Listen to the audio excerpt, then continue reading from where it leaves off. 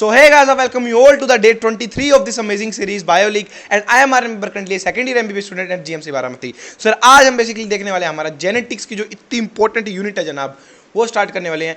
इस यूनिट को आप कभी भी छोड़ने की गलती नहीं कर सकते हो। अगर मैं molecular basis of inheritance and principle of inheritance and variations ये दो चैप्टर पकड़ूं, आप कम से कम यहाँ से 12 से 15 क्वेश्चन आते हैं सिर्फ इन दो चैप्टर से।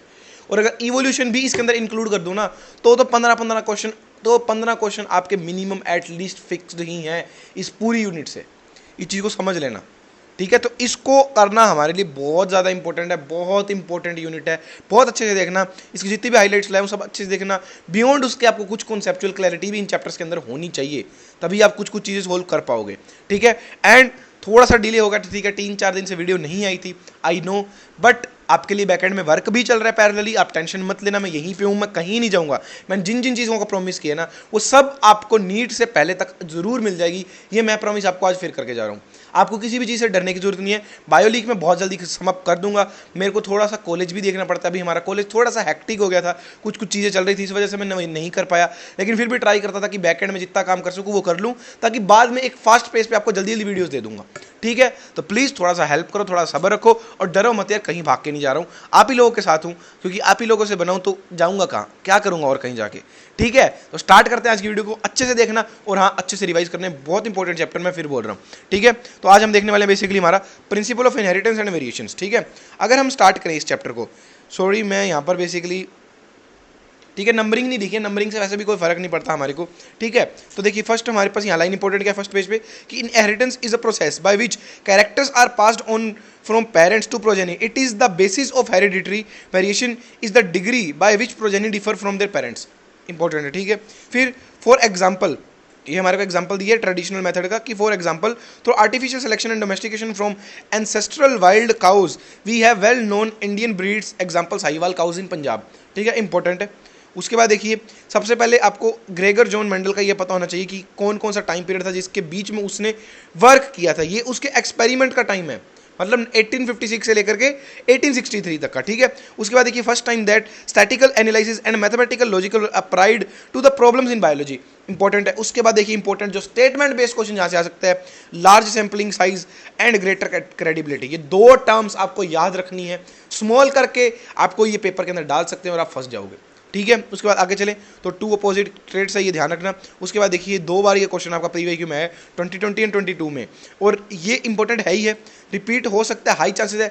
इसके ऊपर वाली स्टेटमेंट भी देख के चला जाना कि a true breeding line is one that having undergone continuous self pollination shows the stable trait inheritance and expression for several generations, ठीक है, इंपॉर्टेंट है। उसके बाद आगे चले तो हाँ, तो ये बेसिकली इस लाइन का इन करेक्टर्स के साथ आया था दोनों ही टाइम, तो इसको अच्छे से देख लेना, ठीक है। और एक चीज़ ध्यान रखना, ये करेक्टर्स आपको अच्छे से पता होना चाहिए।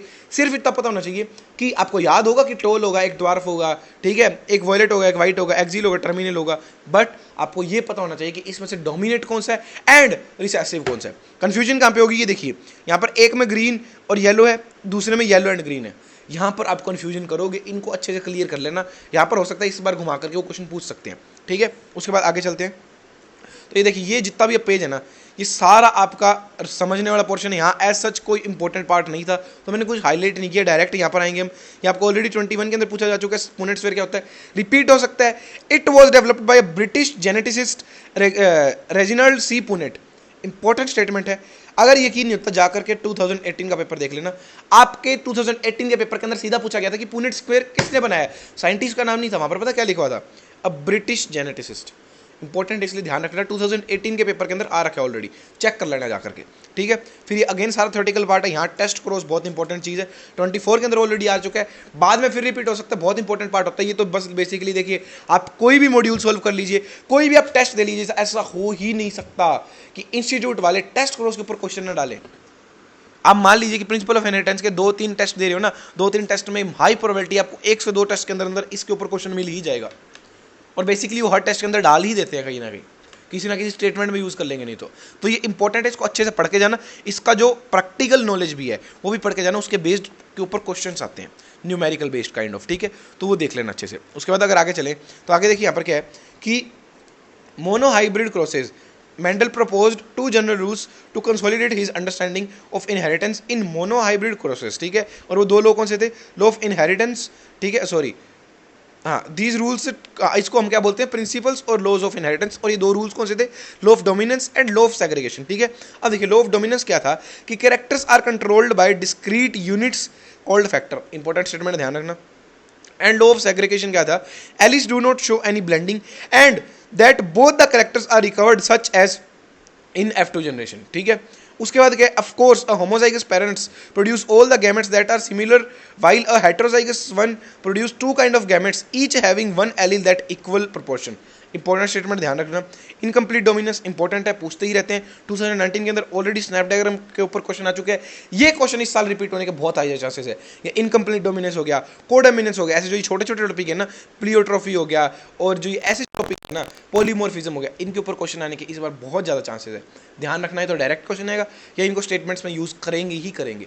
लिख के रख लो, मैं आपको बोल रहा हूँ, बाद में आकर के आप देखोगे, चेक करोगे इन वीडियोज़ को, और मैं तो दिखाने वाला हूँ ही 5 तारीख को, आप सभी लोगों को पता ही है अब तो, राइट। अब देखिए F1 had the phenotype that did not resemble either of two parents and was in between the two. ठीक है, और ये आपको बेसिकली रीड कर लेना अपने आप से, 2019 का क्वेश्चन है। उसके बाद देखिए आगे चले, और हाँ, जो भी कोई बच्चा नया है तो उनको मैं बता दूं कि हम बेसिकली पेपर प्रिडिक्शन सीरीज चला रहे हैं, राइट, जिसके अंदर मैं आपको सारा पेपर प्रिडिक्ट करके दे दूंगा, जितना भी आपका है। 4 मई आपको जा करके यही स्टेटमेंट्स वहाँ एज इट इज़ दिखेंगी। 5 मई को मैं वीडियो डालने वाला, मैंने ऑलरेडी बोल दिया है। प्लस अगर आपको कोई भी PDF चाहिए, राइट, आप हमारा डिस्क्रिप्शन के अंदर टेलीग्राम चैनल है उसको ज्वाइन कर सकते हो। वहाँ पर सारी की सारी आपको जितनी भी PDFs है सारी वहाँ मिल जाएगी, राइट।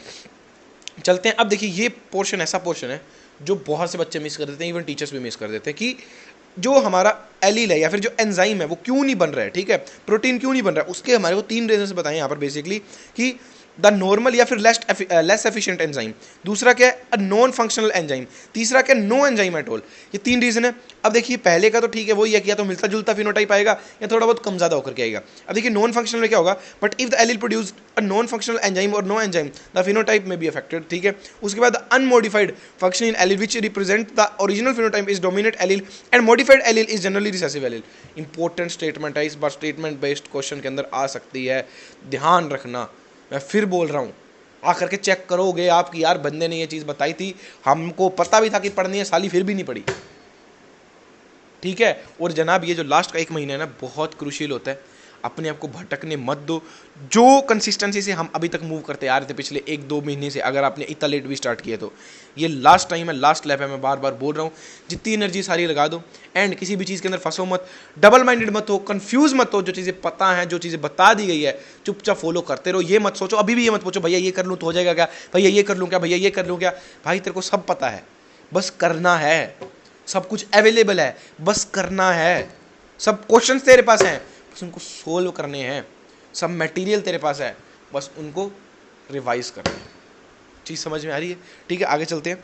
अब देखिए आगे हमारे पास क्या है, but in case of codominance, codominance हम पढ़ रहे हैं, ठीक है, but in case of codominance the F1 generation resembles both the parents. Plasma membrane, यहाँ बेसिकली आपको सारा हमारा A-B-O ब्लड ग्रुप सिस्टम समझाया गया। ठीक है, अच्छे से रीड कर लेना।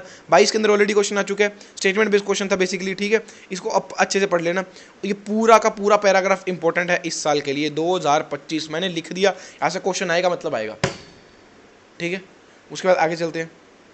आगे बेसिकली यहाँ पर आपका, और हाँ इसके साथ साथ अगर यहाँ से ना आए ना तो यहाँ से क्वेश्चन आएगा। ये 2 ही पोर्शंस हैं आपके, या तो ऊपर वाला ABO ब्लड ग्रुप सिस्टम, या फिर जो यहाँ पर आपको ये स्टार्च सिंथेसिस इन P दे रखा है। इन दोनों में से एक क्वेश्चन इस बार आपको 2025 के एग्जाम के अंदर देखने को मिलेगा ही मिलेगा जनाब। ना मिले तो आकर के मेरे को बोल देना। चीज़ समझ में आ रही है? इतने कॉन्फिडेंस के लिए ना हिम्मत चाहिए होती है। ठीक है, तो प्लीज़ एक सब्सक्राइब, एक लाइक कर देना यार, अपने दोस्तों के साथ शेयर कर देना, हमारी भी थोड़ी सी हेल्प हो जाएगी। ये पूरा पैराग्राफ इंपॉर्टेंट है, अच्छे से रीड कर लेना इनको। ठीक है, अच्छे से अगर आप रीड करो तो आपको चीज़ें समझ आ जाएगी। और जो सबसे इंपॉर्टेंट स्टेटमेंट है वो ये है, मैंने ऑलरेडी हाईलाइट कर दी है। ठीक है, उसके बाद आगे चले तो ये सारा फिर अंडरस्टैंडिंग बेस्ड पोर्शन आ जाता है। फिर लोअर ऑफ इंडिपेंडेंट असॉर्टमेंट के ऊपर 22 के अंदर क्वेश्चन आया था, थोड़ा सा वो प्रैक्टिकल बेस्ड ही था, तो इसीलिए ऐसे स्टेटमेंट अवेलेबल नहीं है। ठीक है, अब देखिए एक स्टेटमेंट जो यहाँ इंपॉर्टेंट है वो ये है, the law states that when 2 pairs of traits are combined in hybrid segregation of 1 pair of characters is independent of other pair of character. Important है। उसके बाद the important thing to remember here is that segregation of 50% of R and 50% of small R is independent from the segregation of 50% of Y and 50% of small Y. चीज समझ में आ रही है? Highlight कर लेना। आगे देखिए, Mendel published his work own inheritance of character in 1865, ठीक है, बट वो 1900 तक रिकॉग्नाइज ही नहीं किया उसको किसी ने। उसके यहाँ पर आपको कुछ कुछ रीजंस बताए, वो पढ़ लेना कि फर्स्टली क्या था, कम्युनिकेशन ईजी नहीं था, सेकेंडली क्या था कि उसका कॉन्सेप्ट जीन्स वो थोड़ा सा कभी समझ नहीं आया था, और थर्ड क्या था कि उसने बेसिकली मैथमेटिकल और वो चीज़ें अपने अंदर इंक्लूड कर ली थी, तो इसलिए बहुत से साइंटिस्ट को समझ ही नहीं आया था कि बायोलॉजी और मैथ्स कहाँ से आ गया, स्टैटिस्टिक्स कहाँ से आ गया, तो इसलिए से वो रिजेक्ट रहा था। उसके बाद 1900 के अंदर 3 साइंटिस्ट आए थे, ठीक है, ह्यूगो डिवरीज, कोरेंस एंड शेरमार्क। इन्होंने बेसिकली आकर के मेंडल को रीडिस्कवर किया था, सब चीज़ें बताई थी। एंड 1902 के अंदर इसको एक्सपेरिमेंटली किसने कंफर्म किया था, सटन एंड बोवरी ने, ठीक है। ये ऑलरेडी 20 का कोविड का क्वेश्चन है, लेकिन अच्छे से रीड कर लेना। उसके बाद देखिए आगे क्या चलते हैं कि 2 alleles of a gene pair are located on homologous sites of homologous chromosome, important है, ठीक है। Sutton united the knowledge of chromosomal segregation with Mendelian principle and it called it as chromosomal theory of inheritance. Important statement है इस बार के लिए, मैंने लिख दिया यहाँ पे 25, मतलब आ गई, आएगी नहीं, आ गई, ठीक है। उसके बाद देखिए 2020 के अंदर ये पूछा था बेसिकली कि किसने एक्सपेरिमेंटल वेरिफिकेशन दिया था क्रोमोसोमल थ्योरी ऑफ इनहेरिटेंस का, मॉर्गन। ये क्वेश्चन होने के चांसेस, रिपीट होने के चांसेस है, ठीक है, लेकिन ज़्यादा चांसेस क्या है, जो ये इतना पैराग्राफ जो हाईलाइट किया है ना, इसको अच्छे से रीड कर जाना भाई, छोड़ना ही नहीं है, कुछ भी हो जाए ये पैराग्राफ नहीं छोड़ना चाहिए। इसके अंदर बेसिकली हमारे को उसने क्या बताया कि पहले उसने यूज़ क्या किया था, ड्रोसोफिला यूज़ की थी, क्यों की थी वो बताना है अब, क्यों, क्योंकि उसकी 2 वीक के अंदर ही साइकिल कंप्लीट हो जाती है, सिंगल मेटिंग के अंदर वो लार्ज नंबर ऑफ प्रोजेनी हमारे को निकाल के देती है। उसके बाद यहाँ पर और डिस्टिंग्विशल है, ये वो आपको 2-4 चीज़ें बताइए, अच्छे से रीड कर लेना, यहाँ से क्वेश्चन आने के चांसेस है। उसके बाद आगे चलें तो मॉर्गन हाइब्रिडाइज्ड, ये इंपॉर्टेंट है, एक बार रीड कर लेना, ठीक है। उसके बाद मॉर्गन ने लिंकेज टर्म को कॉइन किया था, इंपॉर्टेंट है, एंड रिकॉम्बिनेशन को भी डिस्कवर किया था, अच्छे से रीड कर लेना। उसके बाद देखिए some genes are very closely tightly linked showed very low recombination, and जो लूजली लिंक्ड होते हैं वो हाई रिकॉम्बिनेशन यूज करते शो करते हैं, ठीक है। फिर व्हाइट एंड येलो का कितना 1.3% एंड व्हाइट एंड मिनिएचर का कितना 37.2%, ठीक है। फिर एल्फ्रेड स्टूडेंट पे देखिए 2 साल लगातार क्वेश्चन है, 19 के अंदर भी 23 के अंदर भी। अब मैंने यहाँ लिख दिया 2025, डाउट होना ही नहीं चाहिए, ठीक है। आगे चलते हैं, अब आगे हमारा पॉलीजेनिक इनहेरिटेंस बेसिकली, उसके बाद प्लीओट्रोफी मैंने आपको बोल दिया, ये अच्छे से रीड कर लेना। यहाँ पर बेसिकली आपको ह्यूमन स्किन कलर का एग्जांपल दे रखा है, ठीक है, कि स्किन कलर यहाँ पर आपको बेसिकली डार्केस्ट कौन सा होता है, लाइटेस्ट कौन सा होता है, तो इस पर कोई अपनी तरफ से न्यूमेरिकल बना के पूछ सकता है या डायरेक्टली एग्जाम्पल बेस्ड क्वेश्चन आ सकता है, तो अच्छे से रीड कर लेना। उसके बाद प्लीओट्रोफी के ऊपर 2023 और 2020 के अंदर 2 क्वेश्चन ऑलरेडी आ चुके हैं। जो ये लास्ट का पार्ट पड़ा है कि इससे होता क्या एग्जैक्टली, ये अभी तक नहीं पूछा गया, अभी तक के लिए ये अनटच्ड पार्ट है, ठीक है। तो चांसेस है कि आपके टाइम पे आ जाए, तो अच्छे से रीड कर लेना। उसके बाद आगे चले तो सेक्स डिटर्मिनेशन हमेशा से ही इंपॉर्टेंट पार्ट रहता है, स्टेटमेंट बेस्ड क्वेश्चन या डायरेक्ट क्वेश्चन इसे आते ही रहते हैं, आप जितने भी पेपर उठाकर देखोगे आपको मिल जाएगा कहीं ना कहीं, ठीक है, क्योंकि यहाँ पर 3-4 चीज़ों की सेक्स डिटर्मिनेशन दे रखी है, तो हमारे को सब आनी चाहिए। पहले तो इसको पढ़ लेना एक्स बॉडी के बारे में। उसके बाद अगर आगे चले, सबसे पहले हमारे पास आता है कि एक्सोटाइप, और एक्सोटाइप हमारे को किसके लिए अंदर मिलती है, बेसिकली इंसेक्ट, लेकिन आपके एनसीईआरटी ने जो एग्जाम्पल यूज़ किया है वो ग्रास होपर है, तो आपको भी यही ध्यान रखना है। अगर ऑप्शन के अंदर 2 ऑप्शन है, इंसेक्ट्स एंड ग्रास होपर, आप ग्रास होपर टिप करोगे, ये चीज़ ध्यान रखना। इन चीज़ों की वजह से आपके कुछ नंबर कम हो जाते हैं। जो एनसीईआरटी एग्जैक्टली लिख रही है वो करना है, आपको मोर करेक्ट चूज करना पड़ेगा। अगर ऑप्शन के अंदर ग्रास होपर है ही नहीं, तब आपका आंसर इंसेक्ट जाएगा। चीज़ समझ में आ रही है, ठीक है। ठीक है, तो ये चीज़ ध्यान रखना। उसके बाद देखिए आगे चलते हैं। आगे बेसिकली क्या है, यहाँ पर आपको समझाएगा, थोड़ा सा ये एक बार रीड कर लेना। उसके बाद देखिए कि in number of other insects and mammals including man, XY type of sex determination is seen where both male and female have same number of chromosomes among the male and X chromosome is present but its counter part is distinctly smaller and called Y chromosome, ठीक है। इसके ऊपर statement based question भी आया था कि Y chromosome X के comparison में स्मॉल होता है, ये चीज़ ध्यान रखना, ठीक है। फिर both males and females bears same number of autosomes, hence the males have autosomes plus XY while female have autosomes plus XX. In human beings and in Drosophila, male have 1X and 1Y chromosome whereas females have pair of X chromosome. Drosophila और mail का same है, ध्यान रखना, sorry अपना humans का same है, ध्यान रखना। ये इंसेक्ट्स का है, ये बर्ड्स का ZZ ZW है। अब देखिए एक इंपॉर्टेंट टर्म जिसके ऊपर क्वेश्चन पूछा जा सकता है कि ड्रोसोफिला और ह्यूमन बींग्स के अंदर मेल हेट्रोगेमेटी होती है, मतलब जो मेल हमारा यहाँ पर है उनकी क्रोमोसोम अलग अलग है, दोनों डिफरेंट क्रोमोसोम है, एक एक्स एक वाई है, दोनों सेम नहीं है, उसको हम हेट्रोगेमेटी बोलते हैं। होमोगेमेटी किसको बोलेंगे, जब दोनों सेम होगा, ठीक है। यहाँ पर आपका क्या बेसिकली आपके पास मेल हेट्रोगेमेटी है, लेकिन अगर हम बर्ड्स की बात करें तो वहाँ पर फीमेल हेट्रोगेमेटी है। इंपॉर्टेंट, फीमेल हेट्रोगेमेटी किसके अंदर मिलती है, बर्ड्स के अंदर। 2025 डन कर दिया मैंने, पढ़ लेना, ठीक है। आगे चलते हैं, ह्यूमंस का थोड़ा थोड़ा देख ले। और हाँ, बर्ड्स नहीं तो हनी बीज, बर्ड्स नहीं तो हनी बीज, 2 ही पोर्शन है, 25 के अंदर पूछे जाएंगे, ठीक है। आगे चलते हैं, म्यूटेशन आ गया, ये थोड़ा बहुत एक बार रीड कर लेना। ये आपको सिंबल्स आपको दिख नहीं रहेंगे शायद, जस्ट सेकंड, ये आपको सिंबल्स अच्छे से ध्यान होने चाहिए। 23 के अंदर ऑलरेडी उन्होंने पूछ लिया था बहुत डायरेक्टली ये वाला क्वेश्चन कि ये किसके लिए यूज़ होता है, खत्म हो जाएगी कहानी अगर आपने नहीं पढ़ा है तो। एक बार देख करके रीड करके जरूर जाना। उसके बाद पेडिग्री एनालिसिस की ये 2 स्टेटमेंट अच्छे से रीड कर लेना, ये भी कुछ है यहाँ पे रीड कर लेना। फिर मेंडेलियन डिसऑर्डर्स आते हैं, जेनेटिक डिसऑर्डर 2 तरह के, एक मेंडेलियन एक क्रोमोसोमल। मेंडेलियन डिसऑर्डर के कुछ एग्जांपल्स है, याद रखना, स्टेटमेंट में आ सकता है। Haemophilia, cystic fibrosis, sickle cell anaemia, colour blindness and phenylketonuria, ठीक है। उसके बाद यहाँ पर आपके पास सिर्फ एक ही है, यहाँ पर आपको क्रोमोसोमल बता ही नहीं रखा बेसिकली, ठीक है, आगे होगा शायद, वो हम देख लेंगे। उसके बाद देखिए यहाँ पर, और हमारे को बेसिकली मेंडेलियन ही पढ़ने हैं इस चैप्टर के अकॉर्डिंग तो, ठीक है। उसके बाद देखिए ये इंपॉर्टेंट है, ऑटोसोमल डोमिनेंट ट्रेट किसके अंदर होता है, माइटोनिक डिस्ट्रोफी के अंदर, ये ऑलरेडी आ चुका है। तो ऑटोसोमल रिसेसिव आने के चांसेस है ना, ये 22 के अंदर आए, ये भी रिपीट हो सकता है, ये चीज़ ध्यान रखना, बहुत आसानी से रिपीट हो सकता है क्योंकि इंपॉर्टेंट क्वेश्चन है। और जितने भी अब आगे डिजीज़ हैं आपको सब पता होना चाहिए कि कौन सा एक्स लिंक्ड है, कौन सा वाई लिंक्ड है, कौन सा ऑटोसोमल डोमिनेट है, कौन सा ऑटोसोमल रिसेसिव है, कौन सा एक्स लिंक डोमिनेट है, कौन सा एक्स लिंक रिसेसिव है। आपको ये चीज़ें तो सबसे पहले क्लियर होनी चाहिए, उसके अंदर का चीज़ तो बाद में आती है, ठीक है। जैसे कलर ब्लाइंडनेस के अंदर आए तो ये सेक्स लिंक रिसेसिव है, ठीक है। अब आगे आते हैं कि उसके अंदर कौन सा प्रेजेंट, सॉरी,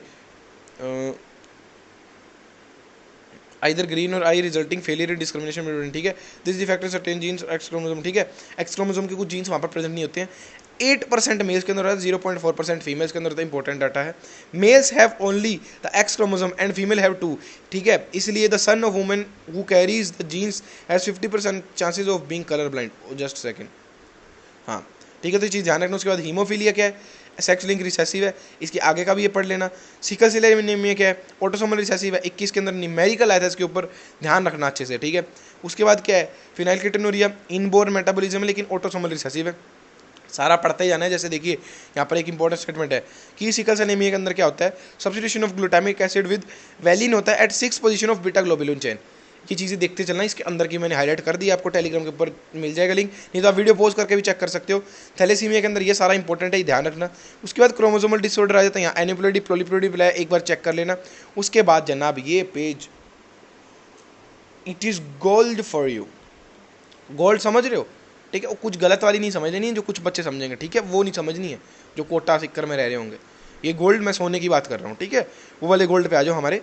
तो इस गोल्ड के अंदर आपको बेसिकली क्या है, 3 ही प्रॉब्लम्स हैं आपके पास, लेकिन इससे क्वेश्चन आते रहते हैं, 23, 23, 19, ठीक है। और भी क्वेश्चन आपको अगर पीवाई के अंदर जाओगे आपको मिल जाएंगे। आपको सिर्फ इतना ध्यान रखना है, जो जो मैंने हाईलाइट किया उतना ही ध्यान रखना, और कुछ एक पेज तो है यार, रीड कर लेना, ठीक है। तो ये कुछ आज की वीडियो के अंदर, मिलते हैं अगली वीडियो के दौरान। और हाँ, ट्रस्ट रखो यार, छोड़ के नहीं भागूंगा कहीं पे भी, जितनी भी चीज़ें प्रॉमिस की है सब पूरी होंगी, लाइन वाइज पूरी होंगी, बस थोड़ा सब्र दो। कई बार मैं भी फंस जाता हूँ, प्लीज़ उस चीज़ को समझो। उस टाइम के अंदर आप ये चीज़ किया करो कि जो पिछला है प्लीज़ उसको अच्छे से रिवाइज कर लिया करो। केमिस्ट्री का कुछ डाल रखा है तो उसको रिवाइज कर लिया करो। क्वेश्चन प्रैक्टिस करने वाले रह रहे तो वो कर लिया करो। अगर 2-3 दिन का गैप आ गया तो उस 2-3 दिन के अंदर टेस्ट लगा दिया करो। अपने टाइम को यूटिलाइज करते रहा करो, सिर्फ ब्लेम डालने मत आ जाया करो कि भैया डाल ही नहीं रहे इसलिए हम नहीं पढ़ रहे। ये चीज़ कभी मत करना, ठीक है। तो मिलते हैं अगली वीडियो के दौरान, तब तक के लिए take care, have a nice day, thank you.